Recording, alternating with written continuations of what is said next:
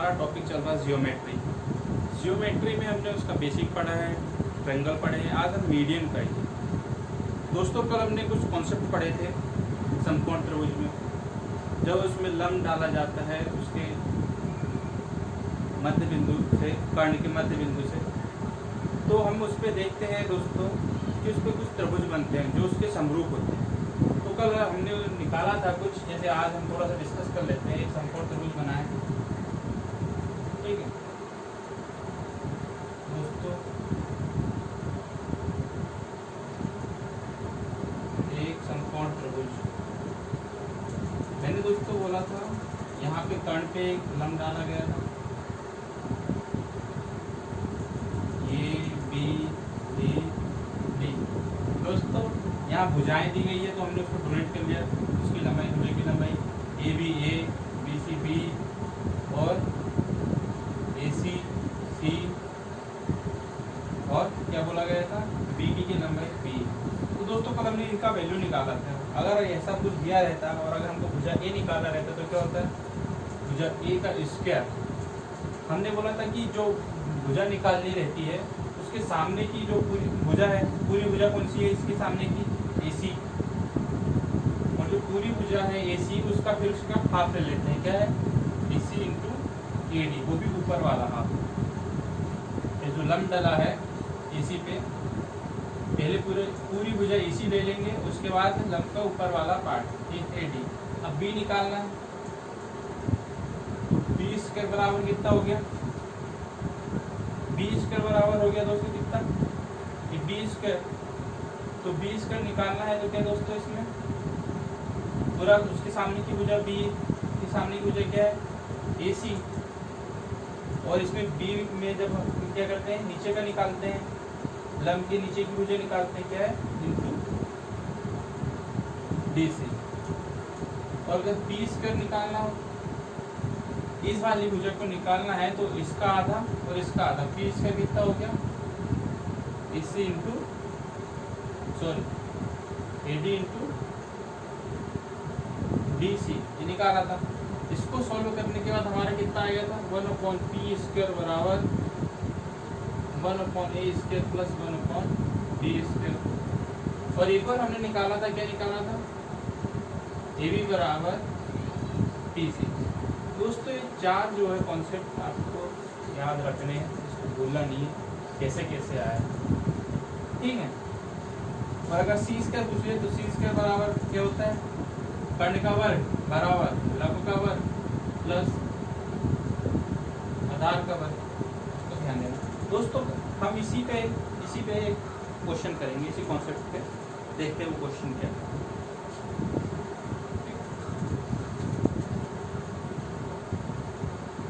जैसे बोला गया है कि समकोण त्रिभुज में क्वेश्चन क्या है,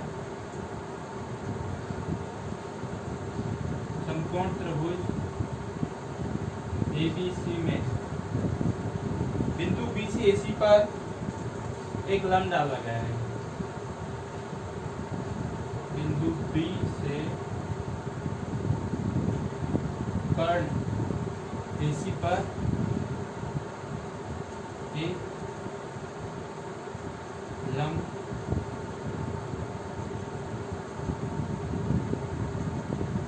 डाला गया है। यदि AC बराबर 16 सेंटीमीटर और DC बराबर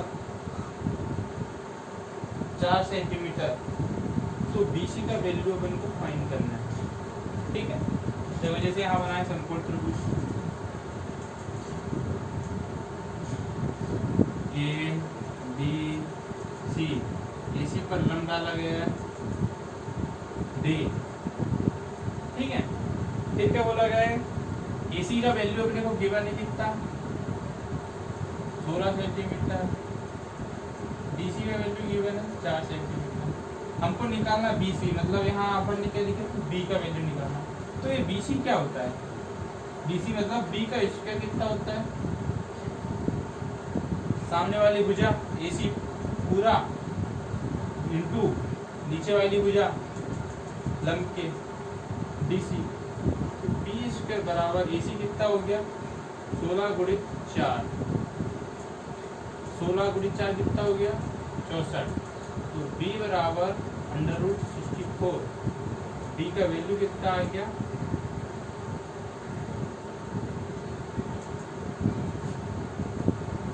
8 सेंटीमीटर। ठीक है, इस टाइप से हमने को सॉल्व करना था। अब आप बोलो कि इसके समरूप लेके करना है तो उस हिसाब से भी हम देख लेंगे। ठीक है, ये तो डायरेक्ट कॉन्सेप्ट में था कि भैया ये लगाओ डायरेक्ट ये वाला बी स्क्वायर बराबर AC इंटू DC। अगर मैं बोलूँ कि पहले दो त्रिभुज बनाओ, उसको समरूप भुजा लो और फिर आगे सॉल्व करो, तो हम उस पर भी देख लेते हैं कैसे। ठीक है, देख लेते हैं कैसा है। समरूप देखना है तो सबसे पहले यहाँ पे जो कॉमन भुजा है उसको ले लेना है। कॉमन क्या है BC। BC दोनों पे कॉमन आनी चाहिए तभी हमको BC फॉर्म दो। देख लेते हैं कैसे। पहला एक त्रिभुज लेते हैं, कौन सा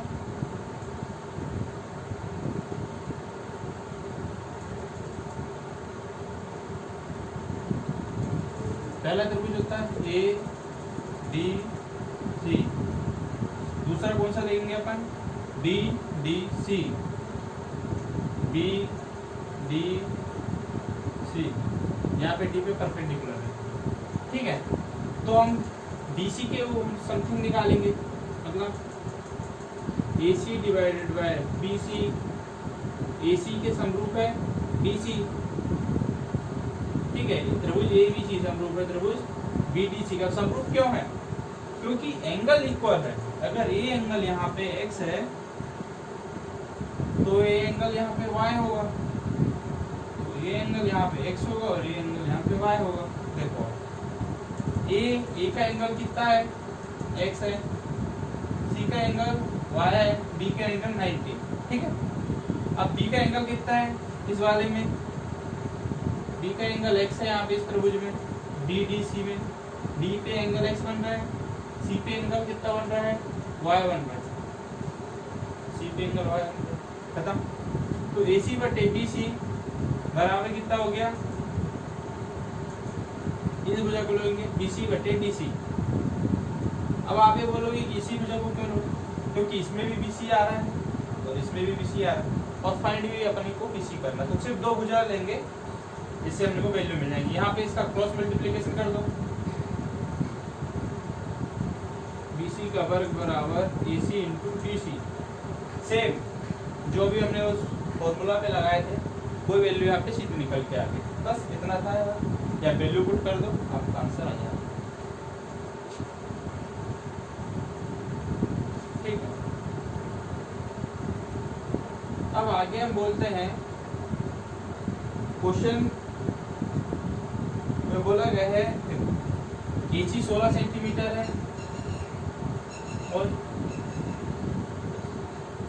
AD 9 सेंटीमीटर है, और क्या फाइंड करना है अपने को, AB फाइंड करना है। क्वेश्चन हमने चेंज कर दिया, यहाँ पे क्वेश्चन वही है, वैल्यू चेंज कर दिया और क्या फाइंड करना है उसको चेंज कर दिया। AB मतलब A फाइंड करना है, तो सिंपल सा A स्क्वायर बराबर कर्ण पूरा AC इंटू आधा कर्ण कितना हो गया AD। ठीक है, कितना हो गया A स्क्वायर बराबर AC 16 AD 9। A स्क्वायर बराबर कितना हो गया 16 गुणित 9। A बराबर कितना हो गया 4 गुणित 3, मतलब 12 सेंटीमीटर। यहाँ पे E का वैल्यू हमको मिल गया, बस कोई प्रॉब्लम नहीं है। कितना सा था, बेसिक को फट से लगाया होगा, खत्म। अब हम आगे देखते हैं क्वेश्चन। एक नोट देख लेते हैं कि अगर ऐसा भी आ सकता है तो क्या होगा। देखो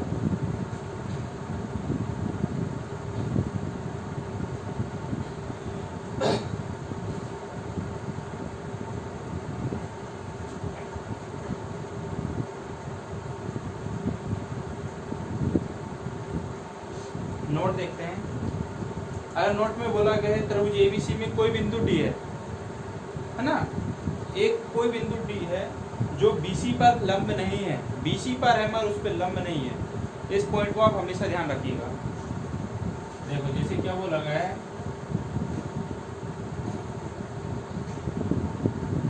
यदि त्रिभुज ABC में क्या बोला है, त्रिभुज ABC में D कोई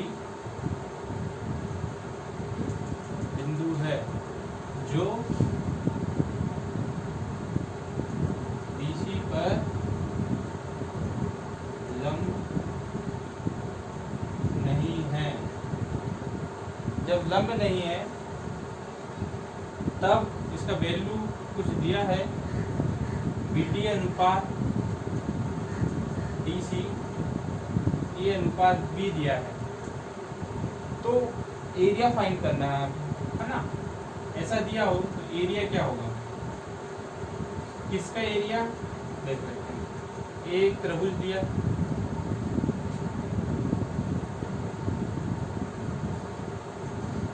ठीक है, त्रिभुज दिया है। अब हम इस त्रिभुज की बात कर लेते हैं। तो इस त्रिभुज में हमको एरिया फाइंड करने को बोला है। दोस्तों देख लेते हैं किसका एरिया निकालना है।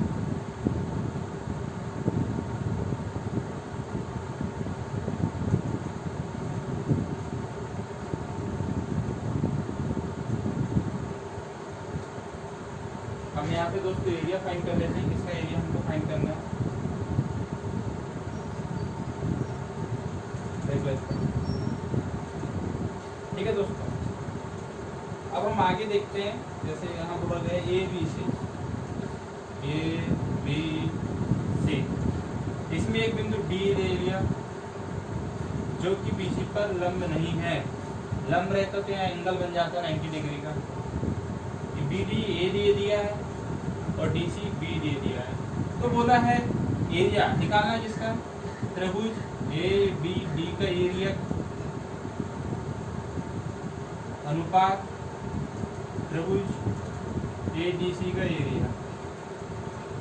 अगर ये एरिया निकालना है और अगर लंब नहीं है दोस्तों, इस केस में लंब नहीं तो हम पहले क्या करते थे, उसको समरूप बना के उसकी भुजाओं का वर्ग कर देते थे, भुजाओं के अनुपात का वर्ग। पर इसमें ऐसा नहीं होगा। इसमें जो दिया है उसको वैसे ही लिख देंगे, ये अनुपात भी खत्म, यही अपना एरिया निकल गया। त्रिभुज ABD का एरिया A है और त्रिभुज BDC का एरिया B है। और अगर इसी केस में बोल दिया कि त्रिभुज ABC का एरिया क्या है, तो त्रिभुज ABC का अगर एरिया फाइंड करना है तो वो कितना हो गया, A + B। खत्म, कॉन्सेप्ट ही खत्म, क्वेश्चन ही खत्म बस। अगर इसी जगह बोल दिया कि A का वैल्यू 3 है, B का वैल्यू 5 है, ABD का एरिया बटे ADC का एरिया कितना होगा त्रिभुज, तो A का वैल्यू कितना रख दो अपन 3 और B का वैल्यू 5 और ABC का एरिया कितना हो गया टोटल 8। खत्म, कोई प्रॉब्लम नहीं, बस इतना आपको ध्यान रखना है, ठीक है। अब आगे बढ़ते हैं अगले कॉन्सेप्ट पे।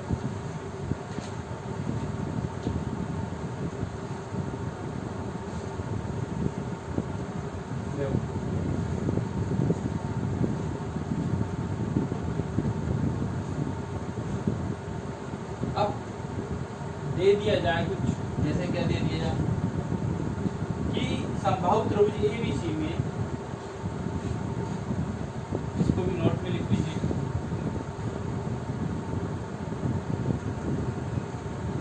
समबाहु त्रिभुज ABC में AD बराबर A, BD बराबर B तथा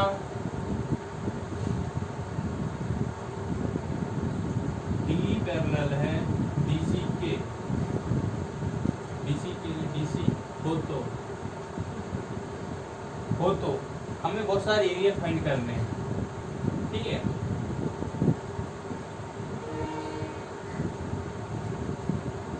तो हम देखते हैं त्रिभुज ABC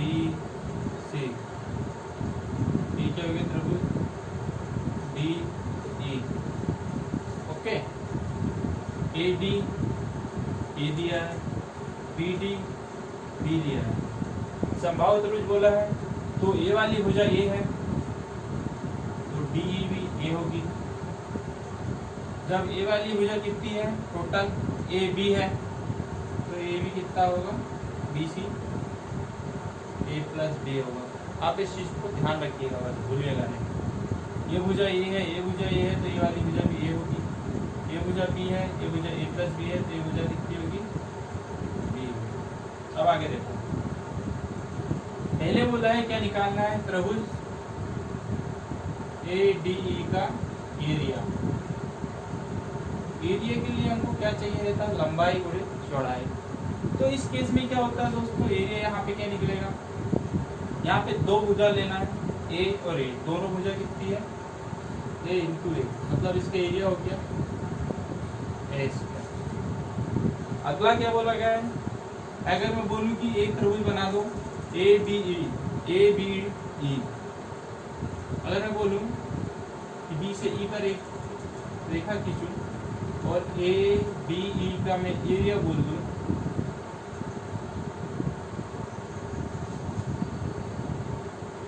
तो उस केस में क्या हो जाएगा, ए बी ई का एरिया अगर मैं बोल दूं तो उस केस में क्या जाएगा, देखो ए बी ई का एरिया, ए बी ई का एरिया जानने के लिए सबसे पहले आपको बी डी ई का एरिया जानना जरूरी है। तो हम पहले बी डी ई का एरिया जान लेते हैं, क्या होगा, त्रिभुज बी डी ई का एरिया निकाल। बी डी ई का एरिया की बात करें तो यहाँ पे भी दो भुजा हो गई ए और बी, इस त्रिभुज की दो भुजा है बी और ए, तो क्या हो गया ए इंटू बी। ठीक है, अब इसका निकल गया, इसका निकल गया, अब ये बचा उसका निकाल लेते हैं। क्या बोला गया, त्रिभुज बीईसी का एरिया।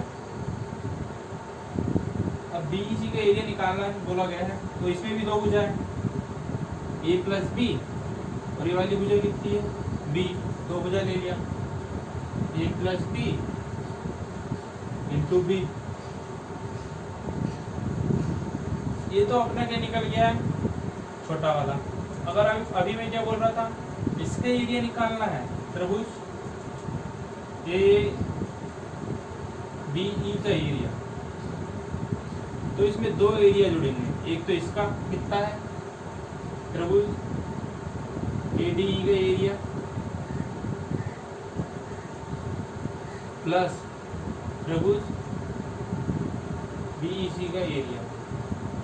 ठीक है, तो A square plus A two B और यहाँ निकाल दूं तो ए प्लस बी। ठीक है,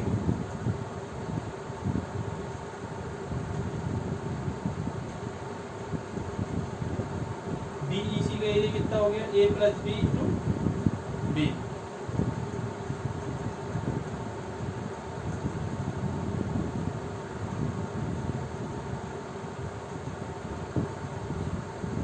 अब आगे हम देखते हैं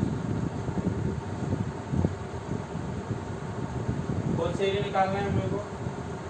अब मैं बोलूं कि त्रिभुज ए बी सी का एरिया निकालना है तो वो क्या होगा, त्रिभुज ए बी सी का एरिया। ठीक है, अब मैं त्रिभुज ए बी सी का एरिया निकाल रहा हूँ, ये पूरे त्रिभुज का। तो इसमें जितना भी त्रिभुज है उन सबको जोड़ दो।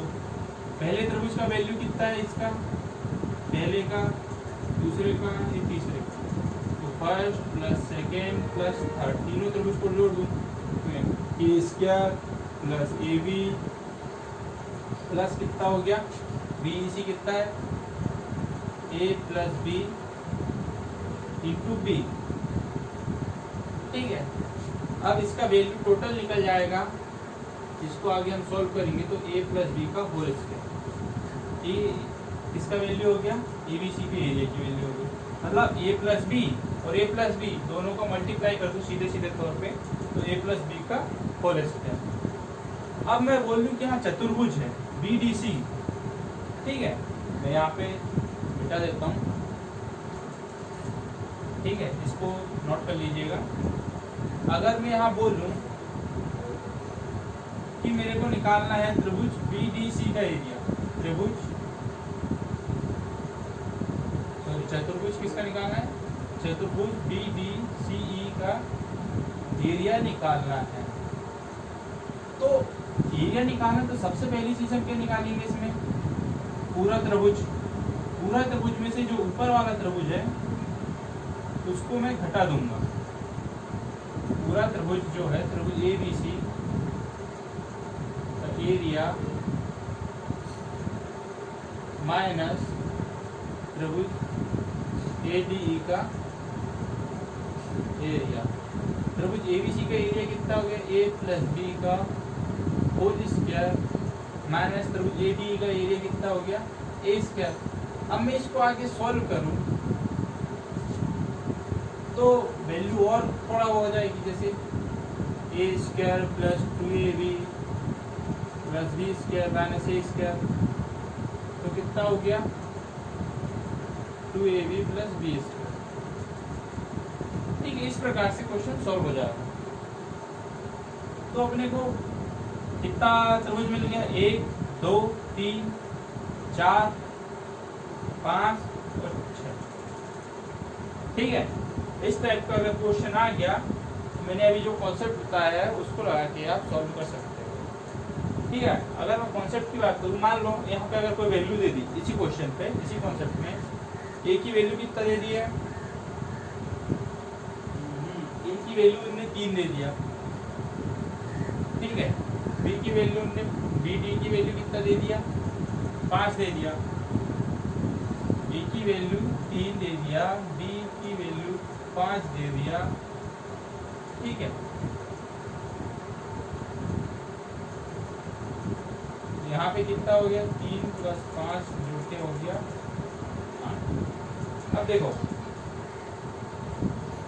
अब हम शुरू से निकालते हैं, सबका एरिया निकालते निकालते आगे बढ़ते हैं।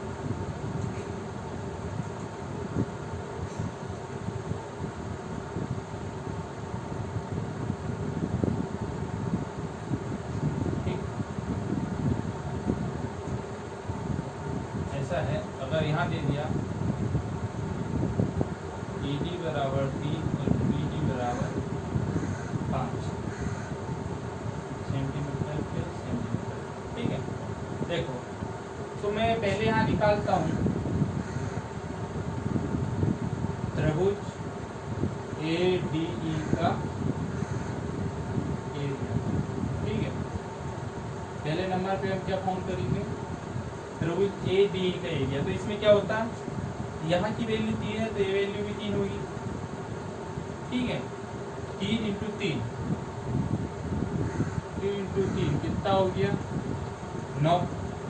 अगला मैं निकालता हूँ त्रिभुज BDE का एरिया, त्रिभुज BDE का एरिया।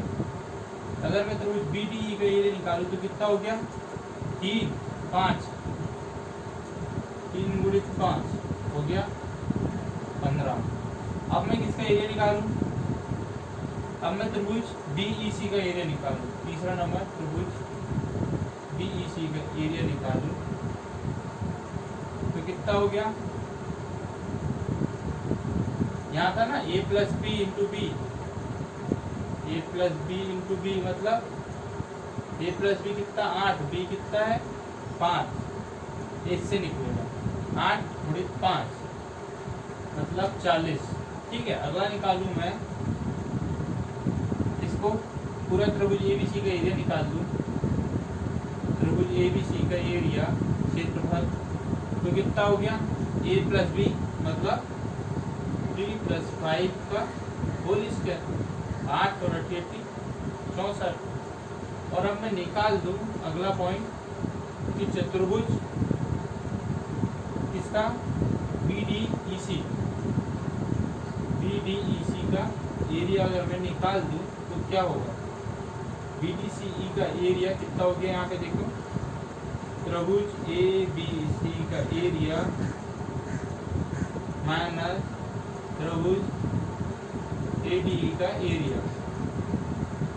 ठीक है, एबीसी के एरिया तुम्हारे पास 64 आ गया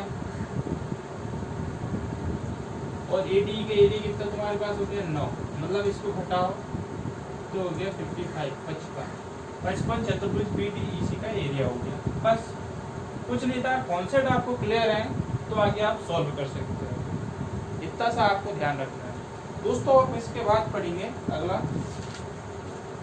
माध्यिका मीडियन। ठीक है, ये तो हमारा हो गया। अब हम बात करते हैं माध्यिका मीडियन की।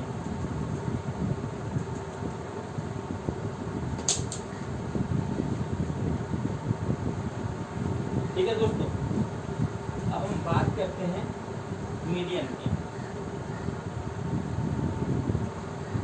माध्यिका की बात करते हैं।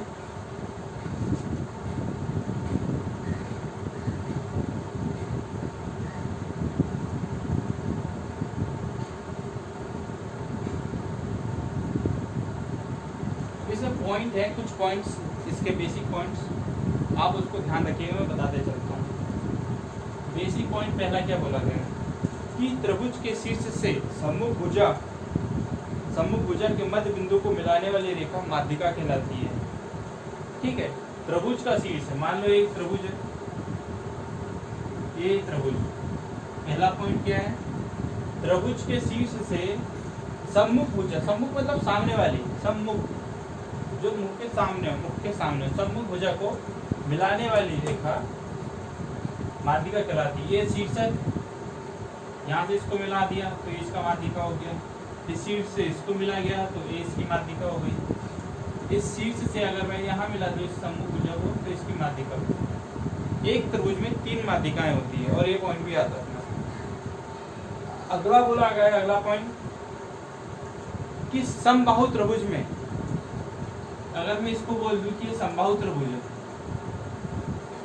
एबीसी जो है समबाहु त्रिभुज, समबाहु त्रिभुज में क्या होता है, तीनों भुजाओं की लंबाई बराबर होती है। अगर मैं बोलूं कि समबाहु त्रिभुज की बात कर रहे हैं कि समबाहु त्रिभुज में सभी माध्यिकाएं जो होती है वो बराबर होती है, सभी माध्यिकाएं बराबर होती है। मतलब अगर मैं माध्यिकाओं को नाम दे दूं यहाँ पे डी, ई और यहाँ एफ, तो क्या हो गया, क्या बोला गया है, बीई बराबर एडी बराबर बीई बराबर सीएफ। ये बोला गया है दूसरा पॉइंट कि अगर त्रिभुज समबाहु है तो समबाहु त्रिभुज की जो तीनों माध्यिकाएं होंगी वो बराबर होंगी, बराबर लंबाई की होगी। मतलब एडी बराबर बीई बराबर सी।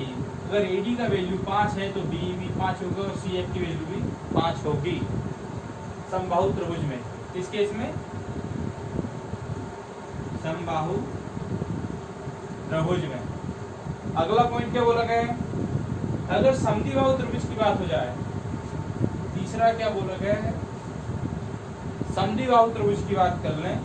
समद्विबाहु त्रिभुज में 2 समान कोणों के शीर्ष से खींची गई माध्यिकाओं की लंबाई समान होगी। अब देखो ये समद्विबाहु त्रिभुज मतलब जिसकी 2 भुजाएं बराबर हो और उन 2 भुजाओं के सम्मुख कोण भी बराबर हो। अगर ये भुजा यहाँ पे ए है तो ये भुजा भी ए है, ये भुजा बी है, तो इसके शीर्ष से यहाँ से खींची गई ये भुजा और इसके शीर्ष से ये भुजा, मतलब ये एंगल थीटा है और ये वाला एंगल भी थीटा है, A B C.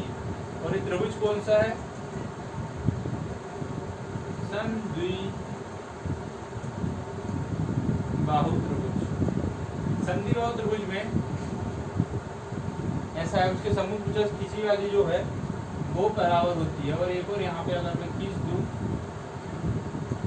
D E F, तो मैं कह सकता हूँ कि बीई बराबर है सी एफ के, but is not equal to AD. BE और सी एफ इक्वल है परंतु ये एडी के इक्वल नहीं है। मतलब माध्यिका एडी जो है वो माध्यिका बीई और माध्यिका सी एफ के इक्वल नहीं है। और बी और सी एफ जो है वो दोनों इक्वल है। ये किस केस में होता है? समद्विबाहु त्रिभुज के केस में। ठीक है, अब अगला है किसी भी त्रिभुज में माध्यिका हमेशा त्रिभुज के अंदर होती है। अब आप बात कर लो समबाहु त्रिभुज में, तो माध्यिका ये अंदर ही है, त्रिभुज के अंदर है ना, B E A D C F. चाहे समद्विबाहु त्रिभुज की बात कर लो, B E C F A D. अगला पॉइंट क्लियर है कि कोई भी त्रिभुज हो उसके अंदर माध्यिका क्या होगी? त्रिभुज के अंदर ही बनती है, बाहर नहीं। अगला पॉइंट देख लेते हैं क्या है? त्रिभुज की तीनों माध्यिकाएं बिंदुगामी।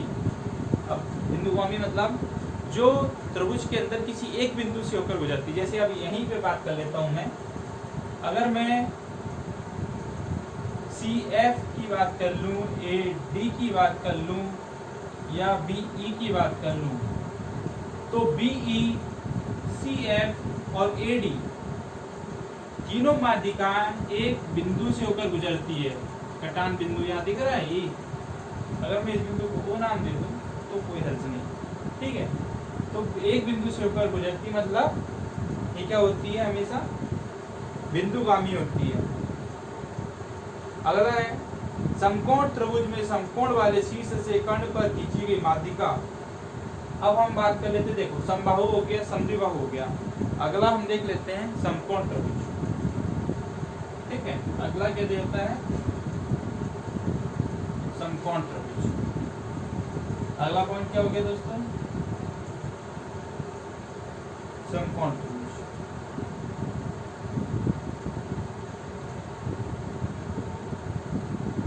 ये देखो क्या बोला गया है? समकोण त्रिभुज बना है ए बी सी। इसका वैल्यू में ए दे दूं, इसका वैल्यू सी बी दे दूं और इस पूरे का वैल्यू में सी दे दूं, तो क्या होगा? देखो इसमें बोला गया है कि समकोण त्रिभुज में समकोण जिस बिंदु पर समकोण बनना है, मतलब समकोण वाले शीर्ष से कर्ण पर खींची गई रेखा जो होती है कर्ण की लंबाई की आधी होती है, वो माध्यिका होती है। इसको मैं अगर मैं यहाँ खींच दूं डी पॉइंट पे, तो ये जो है ए डी बी डी जो है वो इसकी माध्यिका है ना। बी डी जो है इसका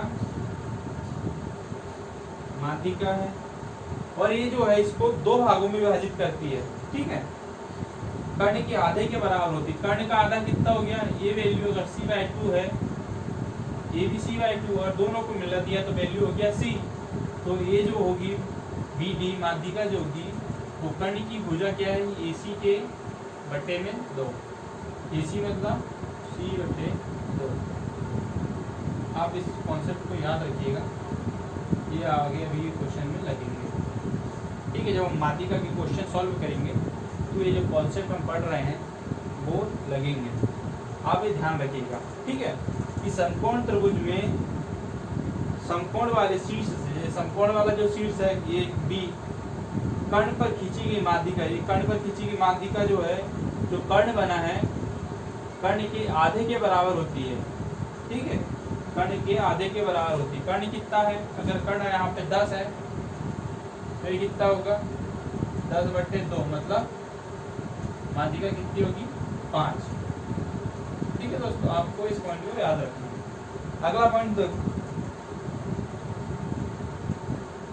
अगर समबाहु त्रिभुज की बात कर लूं, जैसे हमने क्या बोला था कि समबाहु त्रिभुज में माध्यिकाएं जो होती है उनकी लंबाई परस्पर बराबर होती है, तीनों माध्यिकाओं की। मैं समबाहु त्रिभुज की बात कर लूं, अगर समबाहु त्रिभुज में कोई माध्यिका खींची जा रही है तो उसकी सम्मुख भुजा पर वो माध्यिका लंब होगी। ठीक है, ये समबाहु त्रिभुज में बना दूं, ये पहली माध्यिका शीर्ष से खींची, दूसरी माध्यिका शीर्ष से खींची, तीसरी माध्यिका भी शीर्ष से खींची, ए बी सी। ये यहाँ पे लंब बनाएगी, ये यहाँ पे लंब बनाएगी और ये यहाँ पे लंब बनाएगी। समबाहु त्रिभुज की बात कर लेते हैं। ये समबाहु त्रिभुज है क्योंकि इसकी तीनों भुजाएं इक्वल है, इसमें बोला गया है। तो क्या बनाएगी? लंब बनाएगी। मान लो क्या हो गया, यहाँ पे लंब बनाएगी, ये पॉइंट क्या हो गया? डी, ये पॉइंट हो गया ई और ये पॉइंट हो गया एफ, मतलब ए डी क्या बोलेंगे मैं,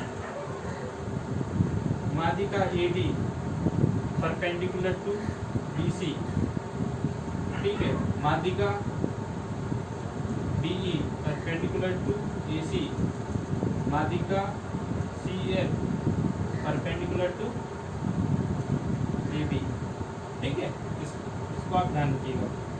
अब हम आगे बात करते हैं कि त्रिभुज की बात कर लेते हैं। त्रिभुज की तीनों माध्यिका में से एक दूसरे को एक निश्चित बिंदु पर प्रतिच्छेद करती है और उस बिंदु को केंद्रक कहते हैं। अब इसमें देख लो, ये त्रिभुज की माध्यिका दिख रही है, A D D E C F, ये एक निश्चित बिंदु है, दिख गया यहाँ पे कटान बिंदु, यहाँ पे एक दूसरे को काट रही है, और ये जो बिंदु है इसी को हम क्या कहते हैं, केंद्रक, मतलब इसको हम कहते हैं सेंटर। इसको मैंने दो नाम दे दिए, इस पॉइंट को आप ध्यान रखिए। अगला हम बोल देते हैं कि केंद्रक जो है माध्यिका को 2:1 में विभाजित करता है। अब केंद्रक माध्यिका को 2:1 में कैसे विभाजित करता है, देखो, शीर्ष साइड जो होता है 2 और जो बेस होता है उस साइड पे कितना होता है 1, मतलब अब मैं इसको आगे करूं, अच्छे से दिखना चाहिए, देखो यहाँ पे ध्यान दीजिएगा, जैसे क्या बोला गया, केंद्रक माध्यिका को 2:1 में विभाजित करता है। माध्यिका क्या है, पूरी माध्यिका है ए डी, मतलब AO अनुपात OD, मतलब 2:1। इसकी जो लंबाई होगी पूरी वो 2:1 में होती है। माध्यिका BE ये क्या है, माध्यिका, और जो केंद्रक होता है O है ना, BE है तो क्या हो गया, BO अनुपात OE, मतलब 2:1। अगला माध्यिका CF, माध्यिका CF कितना है, CO अनुपात OF, मतलब 2:1। इस टाइप से इसको करता है। इस पे बेसिस हम कल क्वेश्चन करेंगे, आज तो हम सिर्फ कॉन्सेप्ट पढ़ रहे हैं, ठीक है। आगे का क्या है, त्रिभुज की तीनों भुजाओं का योग, बिंदु त्रिभुज की तीनों भुजाओं के योग से अधिक होना चाहिए। देखो क्या बोला गया अगला पॉइंट, ये थोड़ा मैं हटा देता हूँ तो नया फिर से दिखेगा, ठीक है।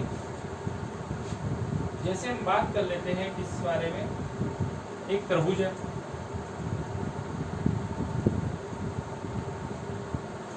ये मान लो एक त्रिभुज बना है,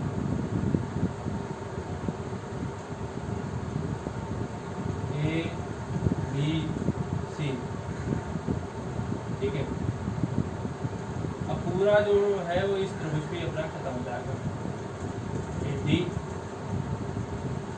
इसका वैल्यू A है, इसका वैल्यू B है और इसकी वैल्यू C है, क्या है, यहाँ पे वैल्यू A है, यहाँ पे वैल्यू B है और यहाँ पे वैल्यू C है, देखिए A B B और A।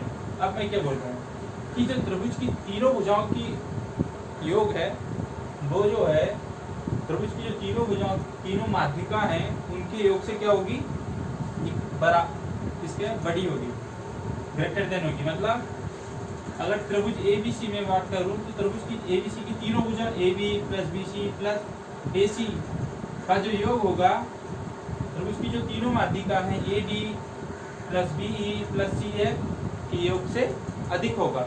मतलब इसको अगर मैं सीधे इस प्रकार लिखूं, क्या, यहाँ पे देखो,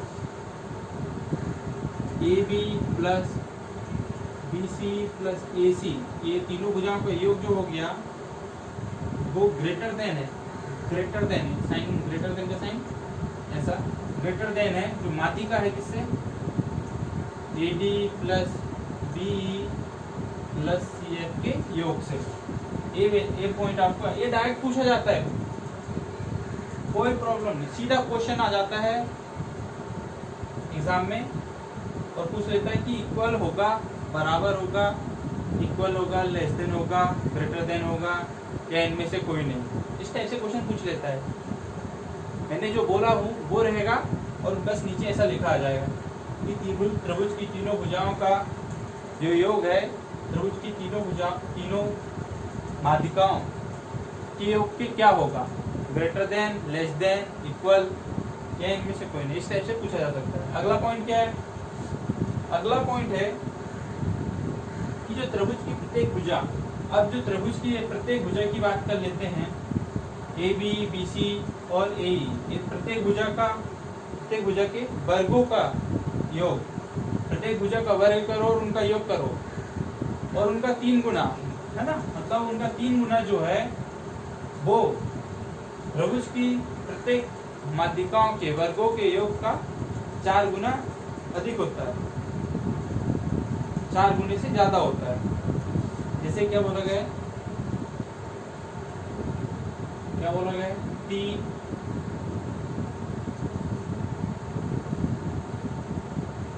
ठीक, यहाँ देखिएगा टी ए बी का वर्ग प्लस बी सी का वर्ग प्लस सी ए का वर्ग is greater than 4 A D का वर्ग प्लस बी का वर्ग प्लस सी एफ का वर्ग। ये एक पॉइंट है, ठीक है। आपको ध्यान रखना है इस पॉइंट को कि त्रिभुज की जो प्रत्येक भुजा है, प्रत्येक भुजा के वर्ग, प्रत्येक भुजा का वर्ग का योग का 3 गुना जो है त्रिभुज की प्रत्येक माध्यिका के वर्ग के योग का 4 गुना से अधिक होगा, ठीक है। अगला पॉइंट क्या है इसमें कि त्रिभुज की तीनों भुजाओं के योग का 3 गुना त्रिभुज की माध्यिकाओं के योग के 4 गुने से कम होगा। अगला पॉइंट वर्ग नहीं है मगर योग है तीनों का, और जो है 3 गुना और 4 गुना ही है। बस इतना है कि अगर वर्ग में ये ज्यादा होता है और जब वर्ग नहीं रहता तो कम होता है। जैसे त्रिभुज की तीनों भुजाओं का योग A B plus B C plus C A का योग जो है,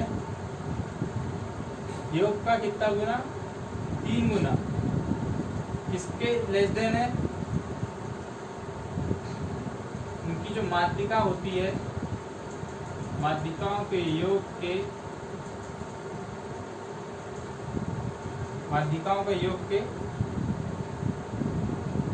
4 गुना से कम होती है। अगला पॉइंट क्या है? अब मैं बात कर लूँ, अगर मेरे को यहाँ पे क्या निकालना है, ये तो बेसिक था। अब मैं बोलूँ कि ए बी सी की मेरे को वैल्यू निकालनी है और माध्यिका हमारे पास दी हुई है, तो इस केस में हम क्या निकालेंगे, यानी माध्यिका की वैल्यू निकालनी है हमको, सीधा सीधा माध्यिका निकालना है, ए डी निकालना है, बी सी या ए डी निकालना है, बी निकालना है, सी एफ निकालना है। तो और हमको ए बी सी दिया है, त्रिभुज की तीनों भुजाओं दी है, तो हम कैसे निकालेंगे? देखो सिंपल सा है, कॉन्सेप्ट थोड़ा सा समझना पड़ेगा आपको। अगर मैं ए डी की बात कर लूँ, इसकी बात कर लूँ ए डी, ये ए डी ध्यान रखना, ये एरो को ध्यान रखना है। मैं निकाल लूँ यहाँ पे माध्यिका ए डी का वैल्यू निकालूँ तो क्या होगा, ए डी का वैल्यू निकालूँ तो ये सामने वाली भुजा को आप भूल जाओ, पहले इधर की भुजा और इधर की भुजा पे ध्यान दो। तो क्या होता है ए डी मतलब इधर की भुजा और इधर की भुजा, मतलब इधर क्या है बी और इधर क्या है सी, तो इधर क्या हो गया 2b का स्क्वायर प्लस 2c का स्क्वायर माइनस, अब देखो सामने वाली भुजा, जिस भुजा को निकाल रहे हैं उसके सामने वाली भुजा हमेशा माइनस पे आएगी हर उसमें। अगर बीई की बात करूं तो बी के सामने क्या भुजा हो गई, ये वाली।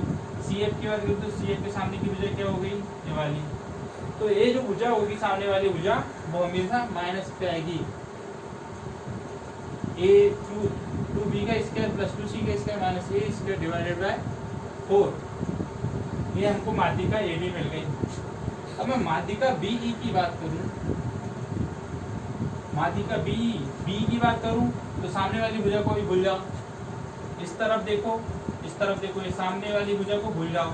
इस तरफ ए, इस तरफ सी, मतलब 2a² प्लस 2c² माइनस, अब सामने वाली भुजा कितनी है, -b² डिवाइडेड बाय 4। अगली भुजा हम निकालते हैं, अगली माध्यिका क्या है, CF। CF निकाल रहे हैं, ये देखो CF के सामने वाली भुजा C को भूल जाओ। CF की ऐसा तो मतलब देखो, अगर मैं इसको निकाल रहा हूँ तो सामने भूल जाओ, ये क्या है, इस तरफ पे याद रखो, इस तरफ पे याद रखो, सामने वाला हमेशा लास्ट पे आएगा माइनस पे। अगर मैं इस पे निकाल रहा हूँ तो इस पे ध्यान रखो, इधर का निकालो, इधर का निकालो, इसके सामने का भूल जाओ। सेम यहाँ पे इधर का निकालो, उधर का निकालो, ये सामने वाला भूल जाओ। ठीक है, तो CF निकाल रहा हूँ, मतलब 2a² plus 2b² minus c² divide by 4। ये हमको डायरेक्ट यहाँ पे माध्यिका फाइंड हो गई। ठीक है दोस्तों, आज हमने माध्यिका के कॉन्सेप्ट पढ़े हैं दोस्तों। कल हम इसके बेसिस पे कुछ सवाल करेंगे, फिर उसके बाद हम आगे पढ़ेंगे, उसमें हम परिकेंद्र, अंतः केंद्र, उस पर डिस्कस करेंगे। ठीक है दोस्तों, तो हमारे चैनल को आप सब्सक्राइब और शेयर करना ना भूलें, और दोस्तों बेल आइकन को जरूर दबा दीजिए। धन्यवाद।